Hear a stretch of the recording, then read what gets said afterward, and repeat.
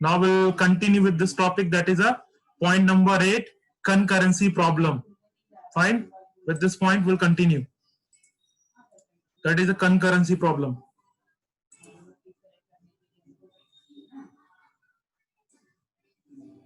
That's the concurrency problem. Now, so what is mean by concurrency? Concurrency means access of same data by multiple user at a same time. So when a multiple user is trying to access the same data at the same time, that time concurrency issues problems raised होती है. So like एक example just दे रहा हूँ कि आपके पास एक ही book है, you have one physical textbook and there are multiple students in a classroom. They all want that same book at the same time. Is it possible to share the book with all of them together at the same time? Not possible. Fine. That is what concurrency. एक साथ जब आपको data को share करना है multiple user को same time में, तो नहीं पॉसिबल है. Fine. So this is a very important aspect as it enhance the performance of the system and ensure a faster response. So concurrency तो चाहिए हम लोग को. Concurrency का मतलब क्या होता है? What is mean by कि आप डेटा शेयर करोगे मल्टीपल यूजर के साथ में एक सेम टाइम पे, उससे क्या होगा? रिस्पॉन्स फास्ट होगा और परफॉर्मेंस इंप्रूव होगा. बट उसमें इश्यूज भी आते हैं. अब ये फिजिकल वर्ल्ड में पॉसिबल नहीं है. फिजिकल वर्ल्ड मतलब फिजिकल बुक जो है वो आप शेयर नहीं कर सकते हो मल्टीपल स्टूडेंट के साथ में सेम टाइम पे. बट कंप्यूटर में ऐसा पॉसिबल है. एक ही फाइल होगा नोटपैड का या वर्ड फाइल का, उसको मैं शेयर कर सकता हूं मल्टीपल यूजर को मल्टीपल सेम टाइम पे with the help of copy. उस डेटा का कॉपीज क्रिएट होगा और अलग अलग यूजर्स को जाएगा copy. So many advanced system allow concurrent access and manipulation of the data. तो कुछ systems होते हैं जहां पे ये features, ये जो concurrency है वो available होती है, जहां पे multiple user same time पे data को access कर सकते हैं. And concurrency जरूरत ही है. It's a need of today's system. Because of that concurrency, our system performance improve and faster response मिलता है users को. Waiting नहीं है ना. फिजिकल वर्ल्ड में ये पॉसिबल नहीं है. फिजिकल वर्ल्ड में भी पॉसिबल है अगर मैं सेम नोटबुक का झेरॉक्स कॉपी क्रिएट कर दूं. If I make a Xerox of that book for 10-20 copies, then every user can get the same data at the same time. Same computer में भी क्या होगा? There are some system, with the help of that system we can do this, we can achieve this concurrency. So क्या होता है concurrency में? Photo copy मतलब एक कॉपीज क्रिएट होता है, उस डेटा का कॉपी क्रिएट होता है और वो कॉपी डेटा शेयर होता है यूजर्स के साथ में. तो कुछ सिस्टम्स में ये मतलब बिना इशू के वर्क करता है, कुछ सिस्टम में इश्यूज आ जाता है कंकरेंसी में. So let's see for example, यहाँ पे एक एग्जांपल है. For example in our system consider a record of employee. हम लोग के सिस्टम में आप समझो, करंट सिस्टम में. करंट सिस्टम क्या है? File processing system, file management system. तो करंट सिस्टम में कंसीडर करो कि रिकॉर्ड है एम्प्लॉइज का जिसको एक्सेस करना है, अपडेट करना है मल्टीपल यूजर को simultaneously. This may lead inconsistency of data. What is mean by inconsistency of data? Inconsistency of data already हम लोगों ने किया है टॉपिक.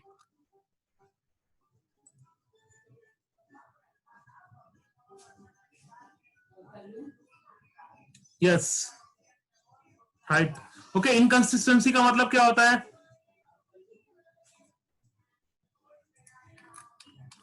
देखो point number 2, data inconsistency. Data inconsistency क्या होता है? अगर सेम डेटा मल्टीपल फाइल में है, सेम डेटा मल्टीपल फाइल्स में है, कुछ फाइल में डेटा अपडेट हुआ और कुछ फाइल में डेटा अपडेट नहीं हुआ. सपोज आपके पास 2 फाइल है, एक फाइल में आपने अपडेट किया और एक फाइल में अपडेट नहीं किया, और एक ही एम्प्लॉई है, तो उसके 2 इंफॉर्मेशन मिल रहे हैं, 2 अलग अलग एड्रेस मिल रहे हैं, 2 अलग अलग मोबाइल नंबर मिल रहे हैं. तो that is what data inconsistency. अब डेटा इनकंसिस्टेंसी आता ही क्यों है? Because of duplication of data.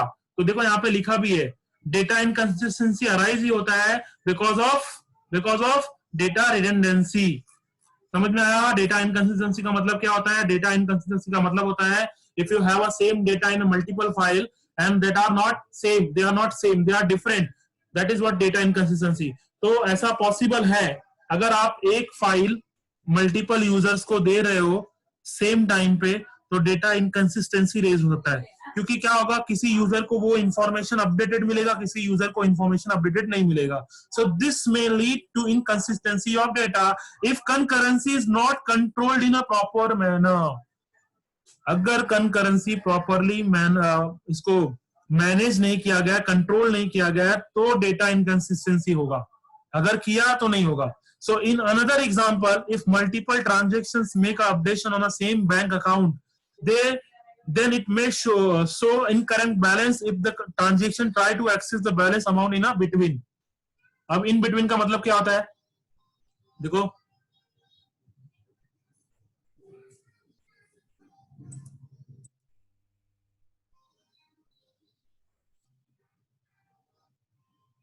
one second,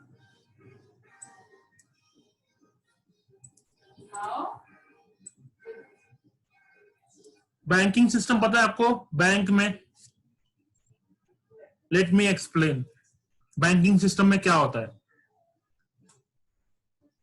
आपके पास दो यूजर है, ए अकाउंट और बी का अकाउंट है। अब ए ने डिपॉजिट किया,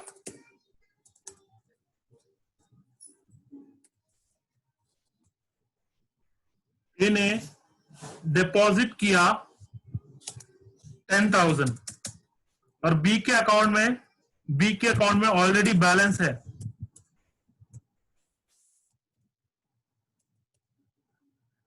5,000।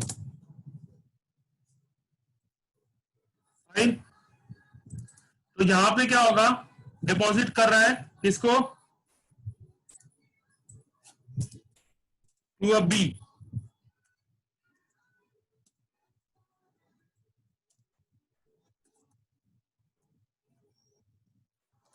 This is a scenario. We have a A account, we have a B account. B has already balance of 5,000. A want to deposit to B account 10,000 rupees. So normally क्या होगा, जहां से ये होगा लेस डेबिट होगा, debit होगा पहले, debit to A account, कितना होगा डेबिट 10,000। और यहां पे क्या होगा, क्रेडिट होगा, credit to account, how much 10,000। so what is the new balance, 15,000। और यहां पे क्या होगा बैलेंस,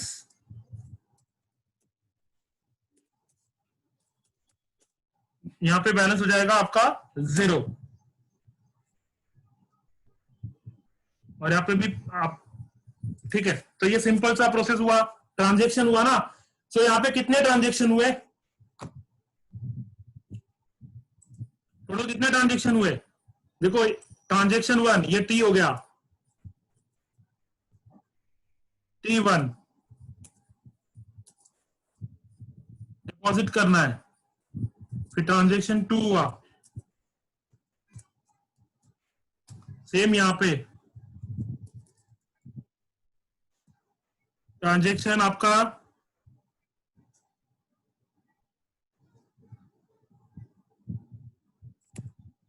3। ये नहीं आएगा, ये ठीक है पकड़ लो, ये 1 ही आएगा, एक ही ट्रांजेक्शन हुआ, डेबिट हो गया और यहाँ पे क्रेडिट हो गया, ये 2 ट्रांजेक्शन हो गए। सो अब देखो यहाँ पे स्टेटमेंट क्या था, ये सिंपल सा सिनारियो है, एक अकाउंट है, इसमें हम लोग को डिपॉजिट एक ट्रांजेक्शन करना है। क्या ट्रांजेक्शन करना है, डिपॉजिट करना है बी अकाउंट में 10,000, तो डेबिट होगा और यहाँ पे क्या हो जाएगा, क्रेडिट होकर बैलेंस अपडेट, यहाँ पे बैलेंस 0 हो जाएगा। ये सिंपल सा सिनारियो है। अब देखो यहाँ पे in another example, if multiple transaction make updation on same bank account then may show incorrect balance if any other transaction try to access the balance amount in between. अच्छा, ये दोनों के बीच में चल रहा है ट्रांजैक्शन, ओके फाइन, इन दोनों के बीच में आपका ट्रांजैक्शन मतलब प्रोसेस चालू है, बीच में सी अकाउंट आ गया, बीच में एक सी अकाउंट आ गया, सी वाला account, C account C account है, सी अकाउंट ने क्या किया, सी अकाउंट को क्या चाहिए, विड्रॉ करना है, मतलब सी ने विड्रॉ का रिक्वेस्ट भेजा।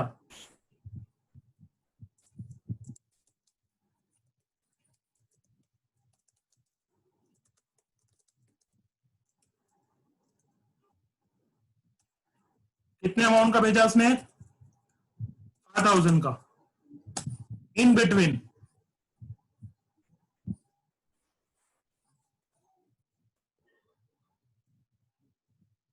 फाइन, इन बिटवीन क्या किया सी ने, ये दोनों ट्रांजेक्शन चल रहे थे T1 T2, बीच में एक नया आ गया T3 ट्रांजेक्शन।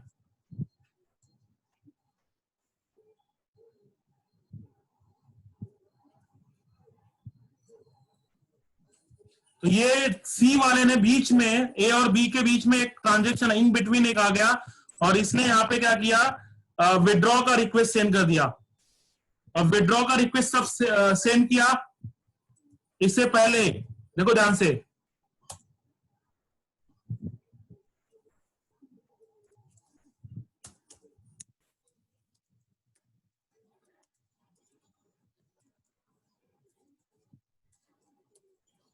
तो क्या होगा, 5000 लेस 10,000 प्लस करोगे तो यहां पे बैलेंस कितना आना चाहिए था, 10 आना चाहिए था।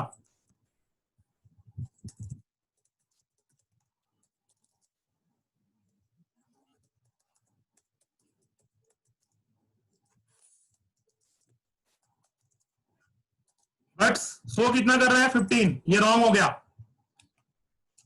फाइन, देखो वापस से समझो, ए और बी के बीच में ट्रांजेक्शन हो रहा है, उसके बीच में सी ने विड्रॉ का रिक्वेस्ट भेज दिया।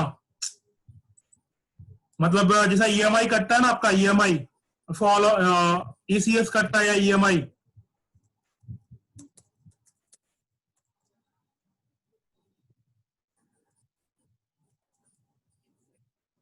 ईएमआई और ईसीएस कटता है, तो वो टाइम पीरियड होता है उसके बीच में, ऑटोमेटिकली क्या होता है, अमाउंट कटता है, एक पर्टिकुलर डेट होता है, 2 तारीख या 1 तारीख को विड्रॉ हो जाता है आपका ईएमआई, जो भी आपने लोन लिया रहेगा। तो समझ लो ये सी अकाउंट है जिसने रिक्वेस्ट भेज दिया 5000 विड्रॉ करने का, तो यहाँ पे इसने पहले ही क्या कर दिया, यहां से देखो, यहां से डेबिट हो चुका है अकाउंट में, और बी अकाउंट में जाके प्लस होने वाला 10,000, तो फिर 5 + 10 15 होना चाहिए, पर बीच में ही सी अकाउंट का ट्रांजेक्शन आके उसने 5000 डेबिट कर दिया, तो बैलेंस 0 होना चाहिए, 0 + 10 10 आना चाहिए, बट नहीं, क्या हो गया उसको, इसको, इसके पास जो ये वाला ट्रांजेक्शन है, T2 के पास ओल्ड डेटा है,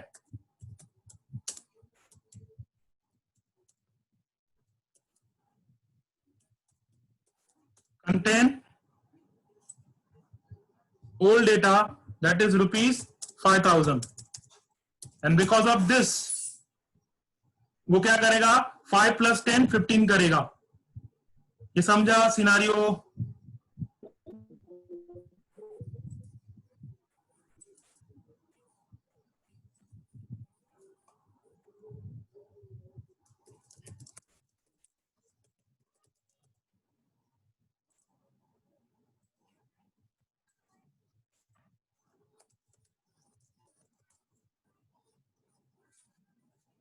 व्हाट अबाउट अदर्स, किसी को डाउट है?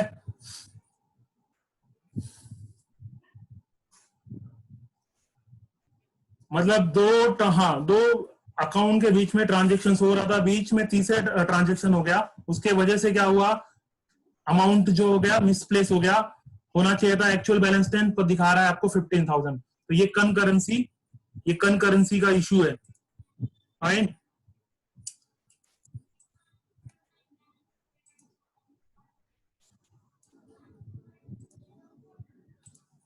नाउ सो इट इज,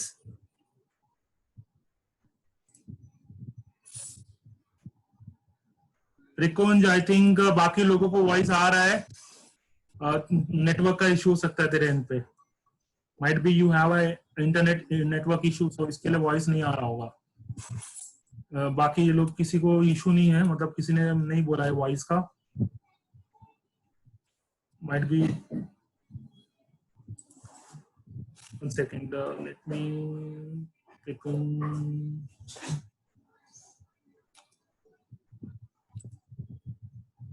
हाँ नेटवर्क इशू रहेगा प्रिकुंज का।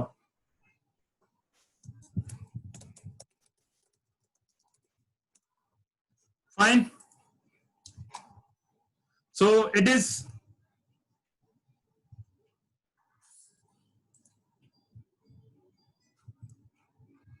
so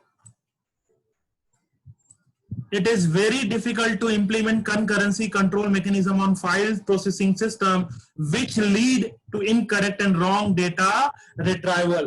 तो concurrency जो concept है वो concurrency concept file management system में इंप्लीमेंट करना डिफिकल्ट है।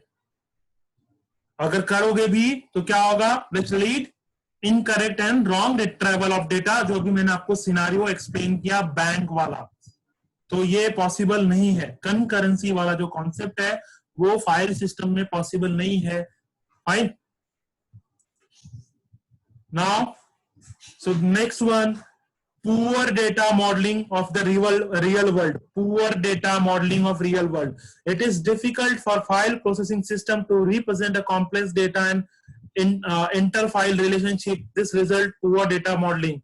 This means real world application are difficult to implement using file. अच्छा, इसका मतलब क्या होता है, जो रियल वर्ल्ड में एप्लीकेशंस होते हैं, जैसे बैंकिंग सिस्टम आप ले लो, टिकट बुकिंग सिस्टम ले लो, या कोई ई कॉमर्स का ले लो, उसके उन एप्लीकेशंस में फाइल मैनेजमेंट सिस्टम यूज करना कॉम्प्लेक्स होगा और इंप्लीमेंट करना पॉसिबल नहीं होगा। बिकॉज जितने भी बड़े बड़े एप्लीकेशंस है, लार्ज एप्लीकेशंस है, वहां पे आरडीबीएमएस डीबीएमएस यूज होता है, ना कि फाइल सिस्टम यूज होता है। लार्ज एप्लीकेशंस में हम लोग, रियल वर्ल्ड एप्लीकेशंस में फाइल सिस्टम यूज करना पॉसिबल नहीं है। Next point number 10, data isolation.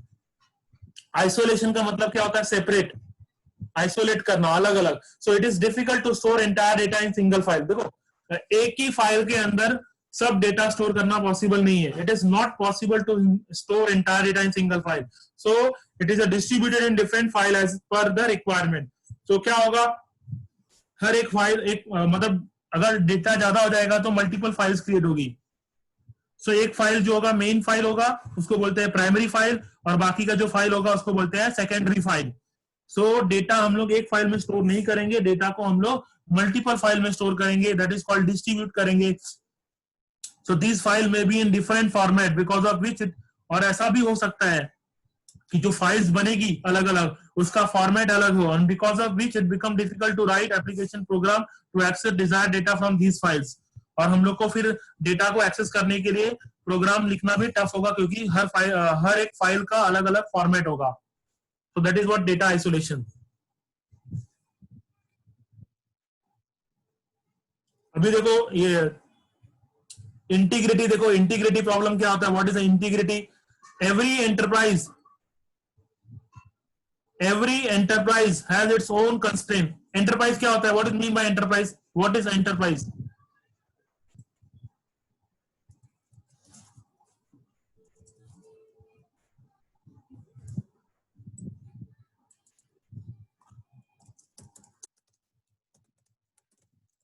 What is enterprise?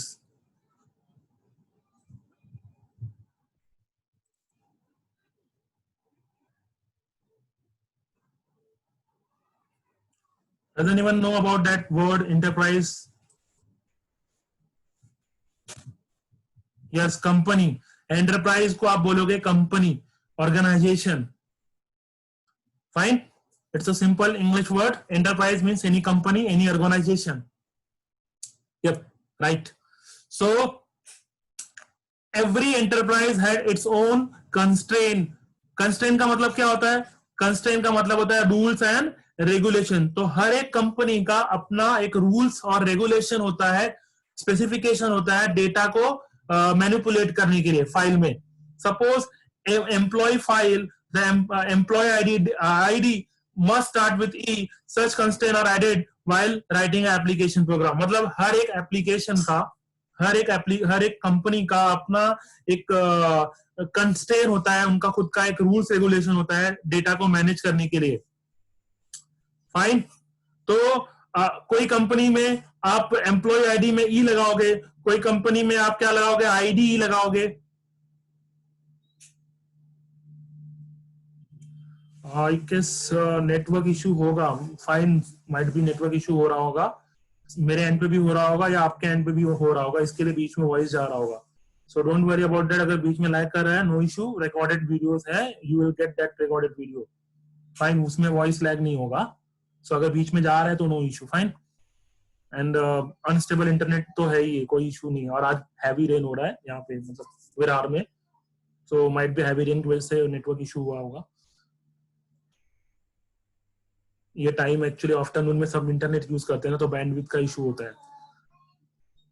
Afternoon मतलब 2:30 3:30 ये टाइम पे यूज करना चाहिए, या तो फिर मॉर्निंग में क्लास रखना पड़ेगा।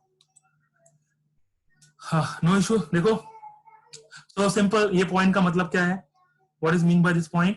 हर एक कंपनी का अपना एक रूल्स होता है डेटा को मैनेज करने के लिए। किसी कंपनी में एम्प्लॉय आईडी ई लेटर से स्टार्ट होगा, किसी कंपनी में एम्प्लॉय आईडी आईडी से स्टार्ट होगा, फाइन, ऐसा हो सकता है, फाइन, उसके हिसाब से हम लोग एप्लीकेशन बनाते हैं। So but later on if any new constraint are introduced by enterprise, then it become difficult to add the constraint again, and the file processing system does not provide any functionality to handle this। अच्छा, जब हम लोग application बना रहे हैं तब हम लोग ने अपने रूल्स के हिसाब से बना दिया, पर कुछ टाइम के बाद, after few month, after few year, हम लोग को कुछ नया रूल्स आया, तो फिर से पूरा प्रोजेक्ट मॉडिफाई करना पड़ेगा। That is what about integrity problem, fine. The last, ये ऑलरेडी मैंने कर दिया। देखो, ये ऑटोमिसिटी, ऑटोमिसिटी एक एसिड प्रॉपर्टी है, ऑटोमिसिटी एक एसिड प्रॉपर्टी है। ऑटोमिसिटी, कंसिस्टेंसी, इंटीग्रिटी, फिर आपका ड्यूरेबिलिटी, ये एक प्रॉपर्टी है। ट्रांजैक्शन की एसिड प्रॉपर्टी होती है, तो यहाँ पे एक ऑटोमिसिटी दिया है। What is atomicity problem?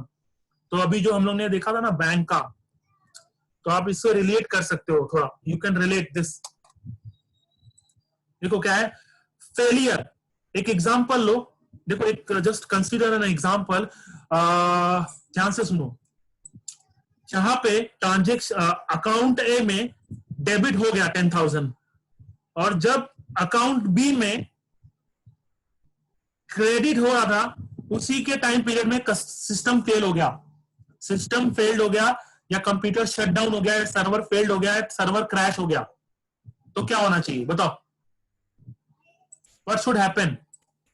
System fail हो जाएगा, सर्वर क्रैश हो जाएगा, या इलेक्ट्रिसिटी चली गई और ए से अमाउंट डिपॉजिट डेबिट हो गया, आपको मैसेज आया, और जैसे ही बी में हो रहा था प्लस, उससे पहले ही सिस्टम क्रैश हो गया या आपका शटडाउन हो गया, तो ट्रांजेक्शन कंप्लीट नहीं हुआ ना, ट्रांजेक्शन कंप्लीट नहीं हुआ। मतलब क्या कि बी के पास बैलेंस 5,000 ही है और ए के पास बैलेंस 0 हो गया, मतलब बी अकाउंट से डेबिट हो गया पर ए अकाउंट से डेबिट हो गया, पर बी के पास बैलेंस नहीं आया, बी का बैलेंस 5 दिखा रहा है, जबकि बी के पास बैलेंस कितना होना चाहिए था? 15,000 होना चाहिए था, बट नहीं हुआ। Because of what? System failure. Because of what? Computer shut down. Because of what? Any kind of technical issues in a system. So that is what, transaction cancel हो जाना चाहिए। यस, कैंसिल नहीं हो, normally cancel banking में होता है, yes, it's happen. ये जो कैंसिल होता है ना, उसी को बोलते हैं रोल बैक। क्या बोलते हैं? Roll back. Transaction roll back होना चाहिए।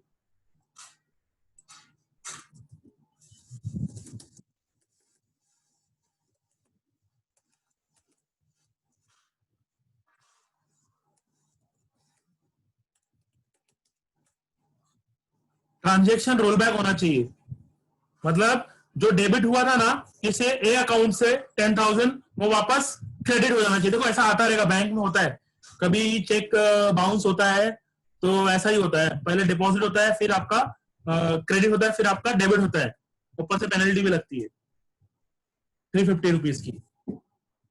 तो ऐसा आता है मैसेज बैंक में, तो वो बोलते हैं वो डीबीएमएस, बिकॉज बैंक वाले क्या यूज कर रहे हैं? डीबीएमएस यूज कर रहे हैं, और वहां पे ये कॉन्सेप्ट दिया गया है ऑटोमिसिटी का, रोल बैक और कमिट का। यहां पे नहीं होगा, फाइल सिस्टम में ये फैसिलिटी पॉसिबल नहीं है। देखो, फाइल सिस्टम के अंदर जो हम लोग पढ़ रहे हैं drawback and limitation file system, इसमें ये फैसिलिटी नहीं है। डीबीएमएस के अंदर ये फैसिलिटी दिया गया है। अगर 2 ट्रांजेक्शन हो रहे हैं, T1 का काम हो गया, T2 का काम नहीं हुआ, बीच में पावर फेलियर, सिस्टम फेलियर, तो ट्रांजेक्शन रोल बैक हो जाएगा। पर फाइल सिस्टम में ये कोई फैसिलिटी अवेलेबल नहीं है, वहां पे आपको डेटा अपडेट नहीं होगा, एक जगह पे होगा, दूसरी जगह पे अपडेट नहीं होगा। That is what data inconsistency. So see, Failure in a computer system may occur at any time. When a failure occurs, if any transaction is in it midway, then it may lead some incorrect data updation. That is what data inconsistency. So consider an example of bank transaction where some amount is transferred from account A to B. Initially, the balance from account A is accessed and debited by 1000. Then we are going to credit in B account, but before system crash, okay, before that system crash and transaction halt. So that is what atomicity problem. So देखो now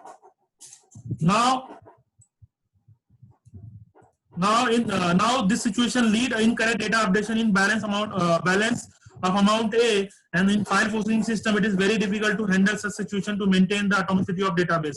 The purpose of DBMS is to solve all the problem and give functionality to store and manage data in different. So जितने भी problems है traditional file system के, उसको solve करने के लिए हमें क्या यूज करना पड़ेगा? DBMS. समझा ये वाला example?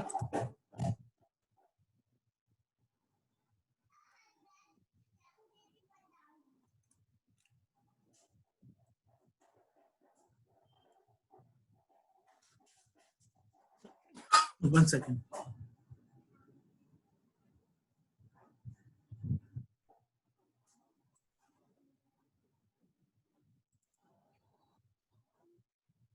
That is what rollback concept use होगा. Now, so this is done. Drawback of traditional file processing system. Drawback, fine. Limitations and disadvantages. ये हो गया. Complete. Now, the next topic is what?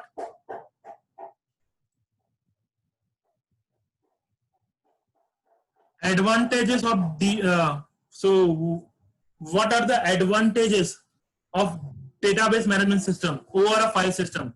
So, अगर हम लोग DBMS use करते हैं file system की जगह पे, तो क्या एडवांटेजेस मिलेगा? तो जितने भी पॉइंट आपने लर्न किया डिसएडवांटेज फाइल सिस्टम का, वो सब यहाँ पे क्या हो जाएगा? एडवांटेज हो जाएगा. डेटा रिडंडेंसी नहीं होगा, डेटा इनकंसिस्टेंसी नहीं होगा, डेटा पे सिक्योरिटी होगा, ऑटोमिसिटी होगा, डेटा आइसोलेशन नहीं होगा. तो देखो first point,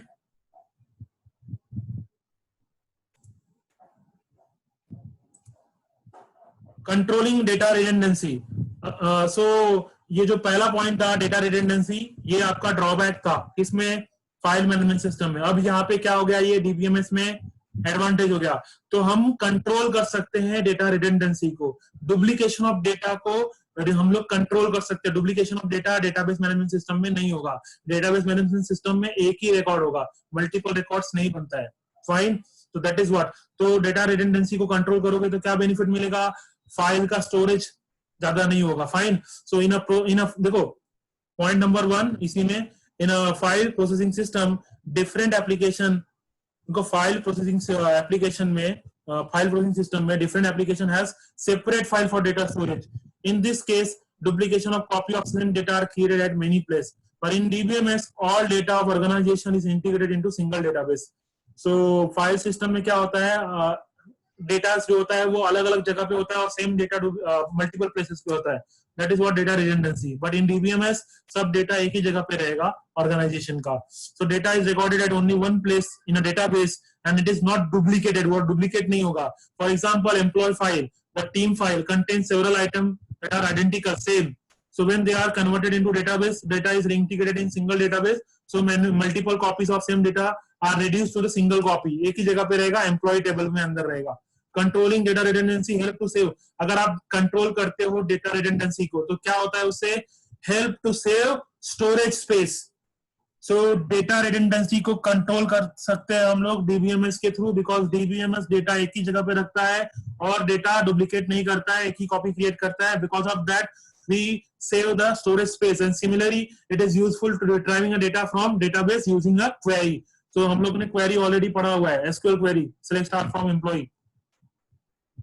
So that is what controlling data redundancy. Next, अब डेटा कंसिस्टेंसी. अब सिंपल सा कॉन्सेप्ट है, अगर डेटा एक ही है, सिंगल है, तो डेटा अपडेट भी आपको मल्टीपल नहीं करना है, आपको डेटा एक ही अपडेट करना है, तो डेटा आपका कंसिस्टेंट रहेगा, मतलब एक ही डेटा है तो वो एज इट इज रहेगा, आपको एक ही बार अपडेट करना। अगर डेटा डुप्लीकेशन ज्यादा होगा, अलग अलग फाइल में होगा, अलग अलग लोकेशन पे होगा, तो वहां पे चांसेस होता है डेटा इनकंसिस्टेंट हो। बट डीबीएमएस के अंदर डेटा एक ही जगह पे होता है, एक ही होता है, कॉपी नहीं, एक ही कॉपी होता है, तो यहाँ पे चांसेस कम है डेटा इनकंसिस्टेंसी होने का, डेटा हमेशा कंसिस्टेंट स्टेट में रहेगा। So the data consistency is obtained by controlling a data. So कैसे आप डेटा कंसिस्टेंसी ऑब्टेन करोगे?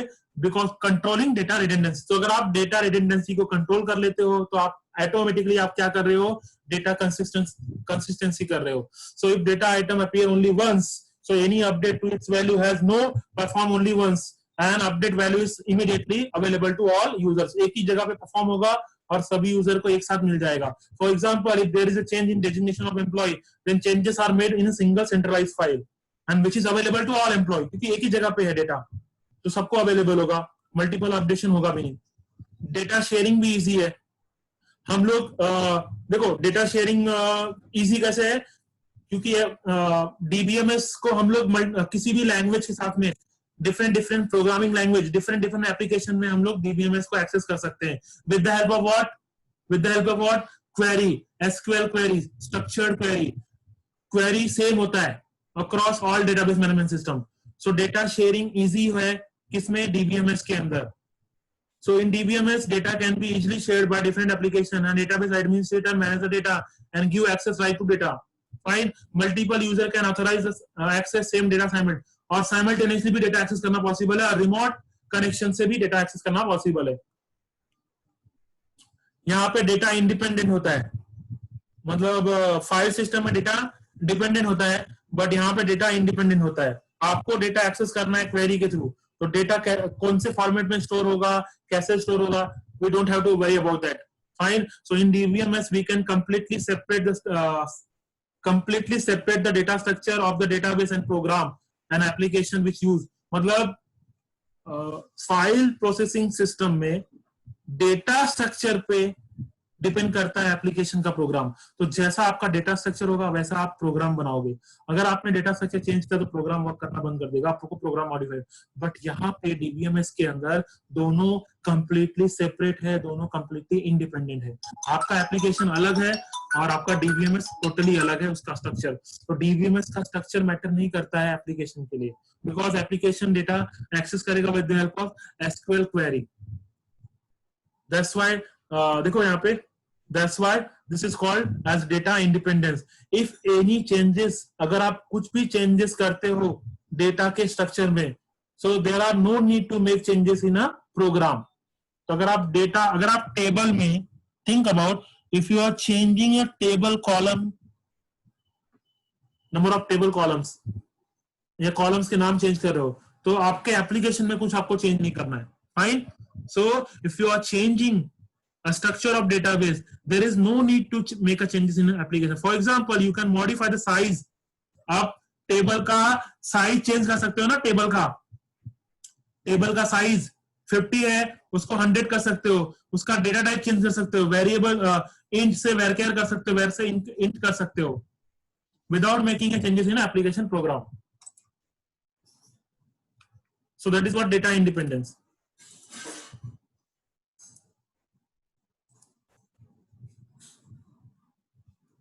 Now data control, yes, DBMS provide करता है central data storage एक ही जगह पे, hence keeping a control on data is very easy as much compared to file processing system, and data is common for all applications, there is no possibility of confusion and completion। so data एक जगह पे रहेगा तो control करना भी easy होगा और common रहेगा सभी एप्लीकेशन के लिए। सिक्योरिटी, यस, फाइल सिस्टम में सिक्योरिटी नहीं है, फाइल सिस्टम में डेटा पे सिक्योरिटी नहीं, बट यहाँ पे सिक्योरिटी है।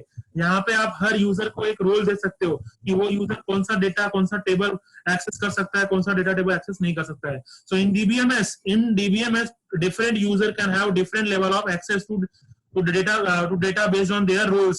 So in college database student will have access to their own data only. Teachers पूरे क्लास का डेटा कर सकती है, क्लास टीचर दूसरे क्लास का रिपोर्ट नहीं देख सकती, सिर्फ उसी क्लास का ही रिपोर्ट देख सकती है, दूसरे क्लास का नहीं देख सकती है। जो पॉसिबल नहीं है, all level of security is not possible in file management system। last point, this point। अभी बताया मैंने, कंकरेंसी कंट्रोल फाइल सिस्टम में पॉसिबल नहीं है, फाइल सिस्टम मैनेजमेंट में कंकरेंसी पॉसिबल नहीं है, इट्स नॉट पॉसिबल.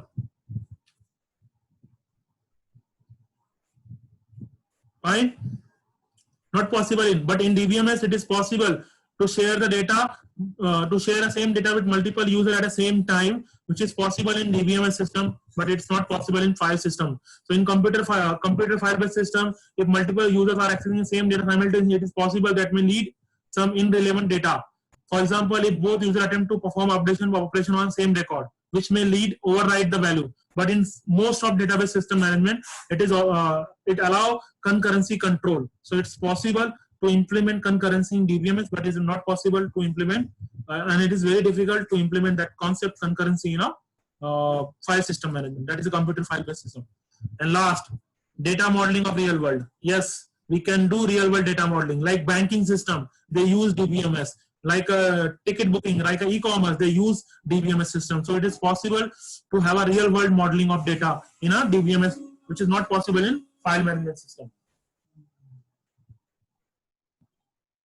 इसमें कुछ डाउट है, कोई पॉइंट नहीं क्लियर हुआ? बिकॉज जो हम लोग ने प्रीवियसली किया फाइल सिस्टम में डिसएडवांटेजेस में जो प्रॉब्लम्स है, वो यहाँ पे सब क्या हो गए, एडवांटेजेस में कन्वर्ट हो गए. Why? Because we are using a DBMS, and DBMS everything is possible. Security is possible, concurrency is possible, real world modeling possible.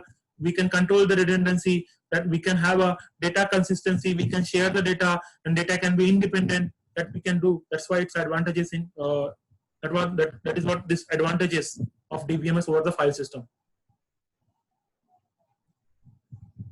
First,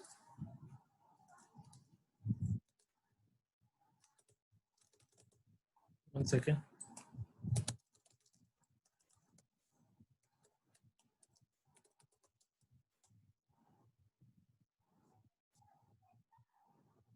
Is there any doubt?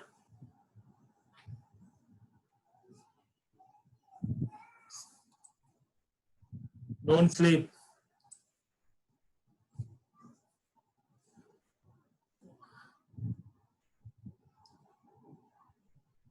देखो, as I already told you, unit 1 थोड़ा theory है, from unit 2, 3, 4, 5 practical है पूरा, it's full on practical.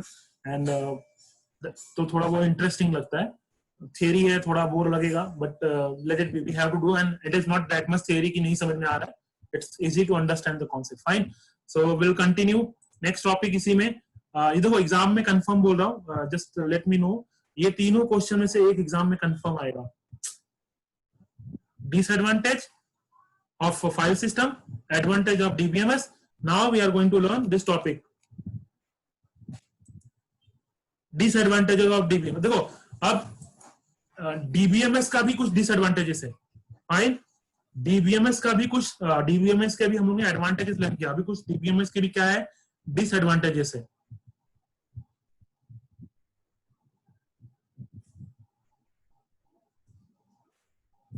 So DBMS का हमें अभी हम लोग ने क्या लर्न किया, advantages. Now there are some disadvantages. अगर आप DBMS यूज करते हो तो उसका क्या डिसएडवांटेजेस भी है. सो क्या डिसएडवांटेजेस है वो देखो. Increase cost. तो मैंने आपको ऑलरेडी बताया था कि जो सॉफ्टवेयर का कॉस्ट होता है वो बहुत कॉस्टली है. Fine, database management system costly आते हैं. Oracle का प्राइसिंग 25 lakhs टू SAP का 2 crores. तो देयर आर सम, देखो फ्री भी है मार्केट में ना, फ्री डेटाबेस भी है, but there are some paid. Free का प्रॉब्लम क्या है, सपोर्ट नहीं देगा आपको. अगर डेटाबेस क्रैश हो गया, कुछ हो गया, तो आपकी कंपनी को कोई हेल्प नहीं करेगा. So that is what problem. तो डेटाबेस मैनेजमेंट सिस्टम कॉस्टली है, आपको परचेस करना पड़ेगा, and it is very costly. Sometime अगर आपको SAP यूज करना है तो it cost you more than crore rupees. अगर आप Oracle का प्राइस लेने जाओगे, Oracle, तो 25 lakhs to 1 crore rupees लगता है लार्ज एप्लीकेशंस के लिए.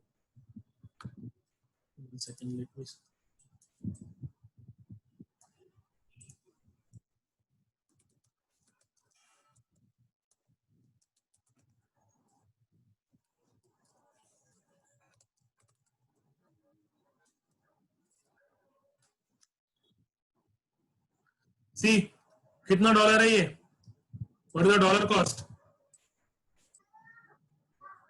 दिख रहा है 47,500 फॉर 1 यूनिट लाइसेंस कॉस्ट है enterprise edition socket into core पर सॉकेट एक यूनिट के लिए फॉर 1 यूनिट इट्स अराउंड $47,500. तो let me convert into dollar में कन्वर्ट करते हैं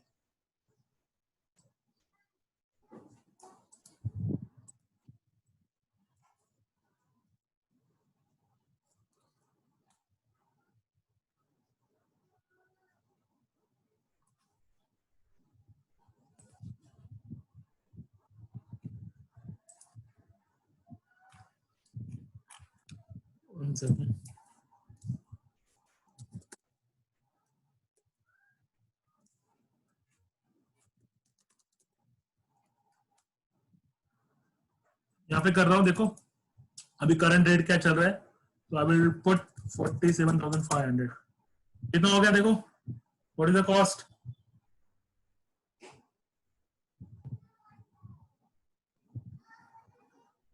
what is the cost 30 lakh rupees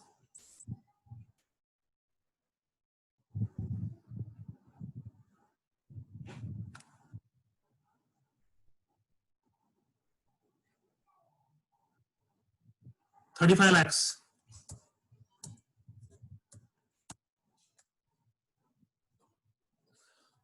so एक छोटे कंपनी के लिए it's not feasible 35 lakhs but for bank they earn in 500 crore 1000 crore 2000 crore so they can purchase fine वो भी एक लाइसेंस का कॉस्ट है अगर आपके पास कितनी ब्रांचेस है थिंक अबाउट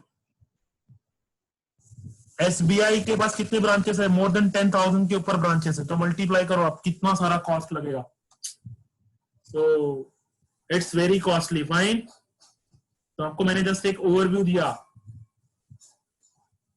35 lakhs का कॉस्ट है ओरेकल का तो पूरे वर्ल्ड में मोस्ट ऑफ बैंक्स जो है वो ओरेकल यूज करती है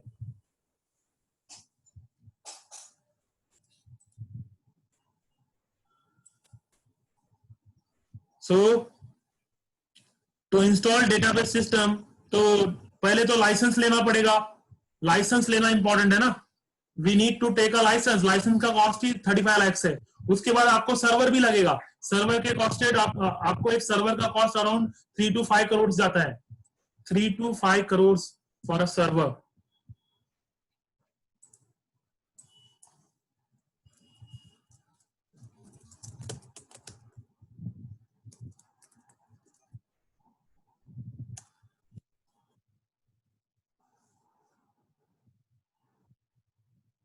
ये देखो ये बेसिक सर्वर्स है छोटे सर्वर्स जो होते हैं ना वो 2-2 लाख के आते हैं बड़े बड़े सर्वर्स जो होते हैं हाई एंड सर्वर्स जो होते हैं वो ज्यादा कॉस्टली आते हैं 1 करोड़ 2 करोड़ में आते हैं स्मॉल सर्वर्स है सो आपको पहला तो लाइसेंस लेना पड़ेगा प्लस भी देखो so install database system we require standard software तो सॉफ्टवेयर लगेगा आपको दैट इज अ लाइसेंस लगा डीबीएमएस का फिर हार्डवेयर लगेगा ऑल्सो टू हैंडल उसको हैंडल करने के लिए आपको स्किल्ड पर्सन लगेंगे जिनको आपको सैलरी पे करनी पड़ेगी so the cost of maintaining a software hardware and personnel required to operate and manage the database system is more and the cost of training and license and regulation compliance also at overall expense so dbms is overall very costly अगर आप company के लिए prospective में देखोगे हाँ there are few database system like MySQL fine तो they are free but वहां पे फ्री की चीज आपको फ्री जैसी मिलेगा आपको सपोर्ट नहीं मिलेगा कुछ भी प्रॉब्लम हुआ डेटाबेस सर्वर क्रैश हो गया तो आपका सिस्टम डाउन रहेगा बंद रहेगा तो छोटे कंपनी के लिए ऑप्शन नहीं है they can go with the free system और for a student we can learn that free system बाकी कंपनीज विल अफोर्ड कंपनी की रिक्वायरमेंट है कंपनी को अगर उनका बिजनेस मॉडल है they are earning they can pay if they afford अगर नहीं कर पा रहे तो फ्री वाला fine that is what increase cost Second, what is the second point? See, what is the second point? Complexity. So sometime because of higher functionality expectation of design of database may become very complex. तो कुछ database systems जो होते हैं जहाँ पे हम लोग को बहुत ज्यादा functionalities की expectation होती है because of that वो system complex हो जाता है. To utilize such database with complete efficiency, all stakeholder like database designer, developer, database administrator, and user must understand the functionality.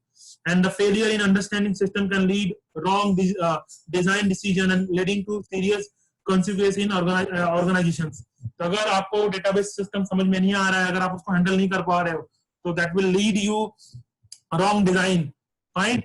Size, database become extremely large piece of software because of complex functionality and occupying large amount of database disk and require substantial amount of memory to run. तो ज्यादा आपको RAM भी लगेगा, आपको कम से कम minimum जो RAM है आपके सिस्टम का, आपके लैपटॉप का, अगर हम लोग को ऑरेकल अपने सिस्टम में रन करना है प्रैक्टिकल के लिए, तो मिनिमम रिक्वायरमेंट होगा 8 GB रन होने के लिए, नहीं तो 4 GB में आपका ऑरेकल रन नहीं होगा. तो प्रैक्टिकल हम लोग को करना है. Fine, we have to do a practical in Oracle, and Oracle आपको इंस्टॉल करना पड़ेगा आपके सिस्टम में. तो कम से कम आपके पास मिनिमम 8 GB रैम चाहिए for a student to run the Oracle. Otherwise 4 GB में पूरा सिस्टम क्रैश हो जाएगा, हैंग हो जाएगा. डिस्क भी चाहिए, रैम भी चाहिए.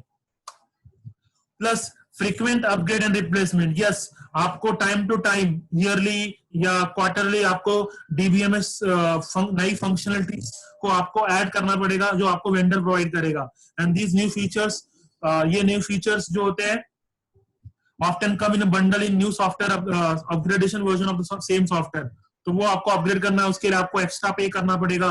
Fine. Some time version also require hardware update करना पड़ेगा, और एक्सपेंसिव है आपको. और फिर जो यूजर्स है उनको भी नया फीचर्स को लर्न करने के लिए ट्रेनिंग देना पड़ेगा, उसका अलग से कॉस्ट. और अगर डेटा एक ही जगह पे सेंट्रलाइज लोकेशन पे अगर वो फेल्ड हो गया तो पूरा बिजनेस आपका बंद हो जाएगा, स्टॉप हो जाएगा. So DBMS is placed at central location which increase the vulnerability of system.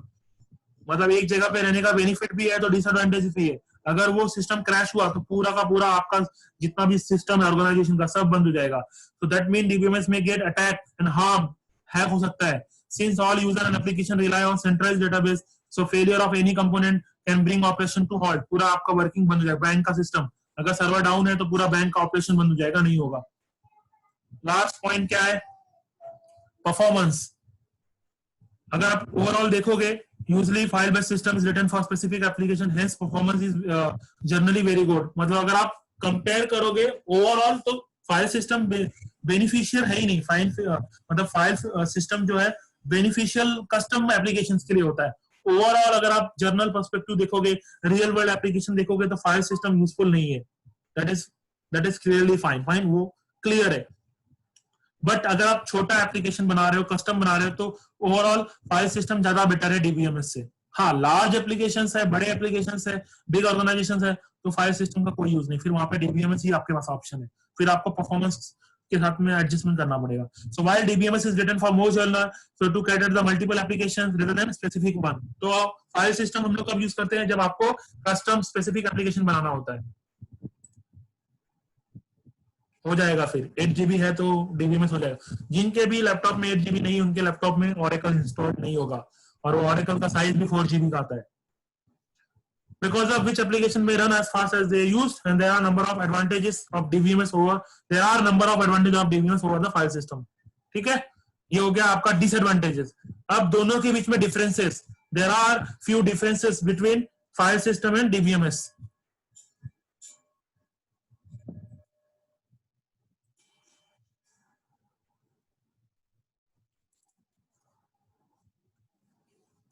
देखो ये आई थिंक वेट, बहुत जन को इंटरनेट का नेटवर्क का इशू हो रहा है. आई थिंक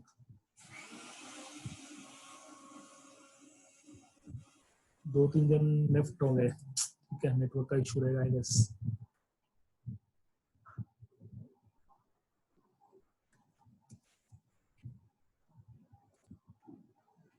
सी, अब फाइल प्रोसेसिंग सिस्टम और डेटाबेस मैनेजमेंट सिस्टम दोनों के बीच में क्या डिफरेंसेस है वो दिया हुआ है. सो पहला, फाइल सिस्टम में डुप्लीकेशन डेटा एग्जिस्ट करता है इन multiple file which lead data redundancy. यहाँ पे डेटा इंटीग्रेटेड होता है एक ही सिंगल डेटाबेस में विच अवॉइड डेटा रिडंडेंसी. यहाँ पे डेटा इनकंसिस्टेंट होता है बिकॉज ऑफ डेटा सब जगह पे एक साथ अपडेट नहीं होता है. यहाँ पे डेटा कंसिस्टेंसी है और कंट्रोल कर सकते हैं हम डेटा रिडंडेंसी को. It is difficult to share data, file system data share करना पॉसिबल नहीं है, यहाँ पे पॉसिबल है, इजिली शेयर कर सकते हैं। यहाँ पे डेटा स्टोर होता है स्पेसिफिक फाइल फॉर्मेट में, यहाँ पे डेटा कंप्लीटली सेपरेट, यहाँ पे प्रोग्राम और डेटा कंप्लीटली जो स्ट्रक्चर है वो सेपरेट होता है, जबकि यहाँ पे डिपेंडेंट होता है। Traditional file system does not have a centralised data, जबकि डीबीएमएस में सेंट्रलाइज होता है। सिक्योरिटी पॉसिबल नहीं है फाइल सिस्टम के अंदर, फाइल विच इज पॉसिबल, यहाँ पे हम लोग यूजर वाइज रोल दे सकते हैं, कौन कौन सा डेटा एक्सेस कर सकता है। कंकरेंसी का प्रॉब्लम है, यहाँ पे हम लोग मैनेज नहीं कर सकते, डीबीएमएस में कंकरेंसी इजीली मैनेज कर सकते हैं। It is difficult for file processing system to represent complex data and inter-file relationship, or which is possible in DBMS. Fine. So that is what file processing system and differences between file processing and database management system. So in ये जो topics किया हम लोग ने,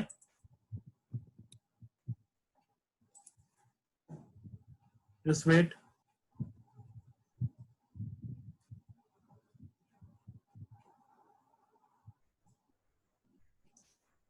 okay fine. So देखो ये easy था, इसमें जो हम लोग ने अभी लर्न किया, बट वी लर्न ये क्वेश्चन कैसे अटेम्प्ट कर सकते हो। फाइल प्रोसेसिंग का आप क्या करो, डिसएडवांटेज लिख दो और डीबीएमएस का एडवांटेज लिख दो। That's what we have to do in file differences between file processing and DBMS.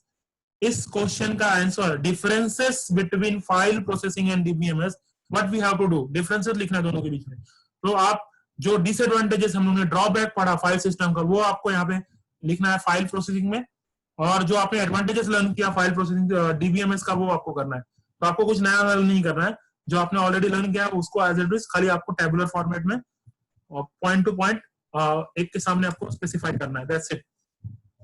तो ये जो क्वेश्चन थे, तो क्वेश्चन कितने हो गए,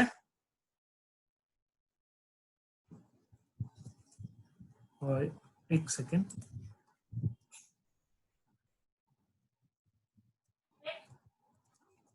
देखो यहाँ पे